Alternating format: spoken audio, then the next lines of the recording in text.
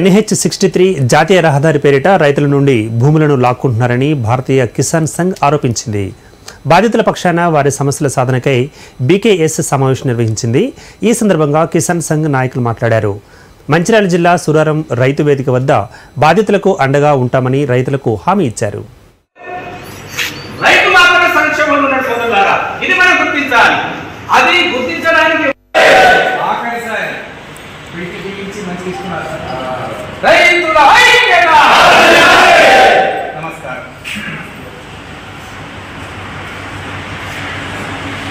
మీరందరూ ఇక్కడ కలిసినందుకు సంతోషం ప్రకటించాలా? ఏం ప్రకటించాలంటే మీరు బాధలో ఉన్నారు. సంతోష సమయం కాదు, కానీ మన అందరం కలవడం సంతోషం.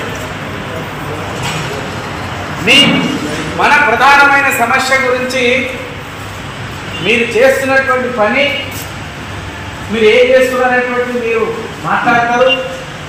దానికి సంబంధించిన విషయం శ్రీధర్ రెడ్డి గారు నిర్వహిస్తారు. మేము ఈ భారతీయ కిసాన్ సంఘం ఏంటిది? వ్యవసాయ ఆధారంగా గ్రామాలు ఉంటాయి. వ్యవసాయం లేకుండా గ్రామమే లేదు. కనుక భారతదేశము గ్రామాధారిత దేశము, గ్రామాలు వ్యవసాయ ఆధారిత దేశము. 100-60-80% ఇప్పటికీ వ్యవసాయం మీదనే మన భారతదేశం నడుస్తుంది.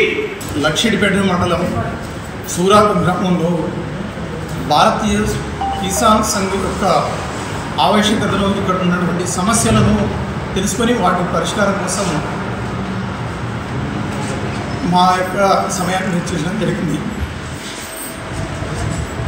నిజామాబాద్ నుంచి మంచిర్యాల వైపుకి వెళుతున్నటువంటి NH-63 జాతీయ రహదారి విలువైనటువంటి పంట భూముల నుంచి వెళుతున్నందున ఈ ప్రాంతంలో ఉన్నటువంటి సస్యశ్యామలమైనటువంటి పంటలు పండేటువంటి భూములను కోల్పోతున్న రైతాంగం కోసం వారి యొక్క సమస్యలను పరిష్కరించే దిశలో ప్రభుత్వం తరపు నుంచి ఏం సహాయం అందుతుంది? తెలంగాణలో ఎస్సీ వర్గాల వారికి ప్రస్తుత జనాభా ధమాషా ప్రకారం రిజర్వేషన్ స్థానాలతో పాటు 4 జనరల్ స్థానాలలో అసెంబ్లీ టికెట్లు ఇవ్వాలని మాలమహానాడు తెలంగాణ రాష్ట్ర కమిటీ అధ్యక్షులు తల్లమల్ల హుస్సేన్ పేర్కొన్నారు. హైదరాబాద్ బీజేపీ ఆఫీసులో తెలంగాణ రాష్ట్ర కమిటీ అధ్యక్షులు కిషన్ రెడ్డి, హైదరాబాద్ గాంధీభవన్లో కాంగ్రెస్ పార్టీ రాష్ట్ర వర్కింగ్ ప్రెసిడెంట్ మహేష్ కుమార్ గౌడ్లను కలిసి వినతి పత్రాలు అందజేసినట్లుగా తెలియజేశారు. అసహించుకుంటుందని చెప్పి నేను భావిస్తున్నాను.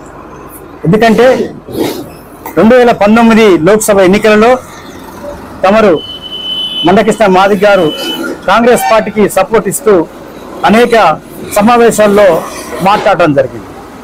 తదుపరి ఈసారి జరిగే ఎలక్షన్లో, ఇప్పుడు జరగబోయే ఎలక్షన్లో వారు ఈ రాజ్యాంగాన్ని మార్చుతున్నటువంటి బీజేపీ పార్టీకి, ఈ దళితులకు వ్యతిరేకమైనటువంటి బీజేపీ పార్టీకి, ఈ దేశంలో రిజర్వేషన్లను ప్రభుత్వ రంగ సంస్థలు విధ్వంసం చేసే బీజేపీ పార్టీకి వారికి ఒత్తాసు పలకటం, మాదిగ సోదరులందరూ కూడా ఏ పార్టీలో ఉన్నా మీరు బీజేపీ పార్టీకి వేయాలని చెప్పి వాళ్ళను పిలిపించడం అనేది ఈ యొక్క దళితులు మొత్తం కూడా వ్యతిరేకిస్తున్నారు. మీరు అనుకున్నటువంటి మన మాదిగ సోదరులు కూడా, మాదిగ మేధావులు, విజ్ఞానవంతులు కూడా మీ వైఖరిని వ్యతిరేకిస్తున్నారు. అది మీరు తెలుసుకోవాలని చెప్పి నేను మా అన్న మందకృష్ణ మాదిగ గారికి నేను విన్నవిస్తున్నాను. ఎందుకంటే ఈ రోజు రాబోయే ప్రమాదం భారతదేశంలో ఉన్నది. రోజు రోజుకు దేశంలో బీజేపీ పాలిత ప్రాంతాల్లో ఎక్కడ చూసినా దౌర్జన్యాలు, దహాకాండలు జరుగుతూ ఎస్సీ వర్గాల మీద దాడులు జరుగుతున్నాయి. అదేవిధంగా అనేక ప్రభుత్వ రంగ సంస్థలను విధ్వంసం చేశారు. అంటే ఇదంతా రిజర్వేషన్ వ్యతిరేకంగా చేస్తున్నారు. కాబట్టి మీరు ఎట్లా బీజేపీ పార్టీకి ఓట్లేమని చెప్తారని చెప్పి నేను మందకృష్ణ గారిని కోరుతున్నా. ఇది చాలా మంచిది కాదు. బీజేపీ పార్టీ అనేది పూర్తిగా మన యొక్క దళితులకు, గిరిజనులకు వ్యతిరేకమైన పార్టీ. అలాంటి పార్టీ ఆయన వచ్చి వర్గీకరణ చేస్తానని చెప్పగానే నేను నమ్ముతున్నారా? ఎందుకు చేయలేదు?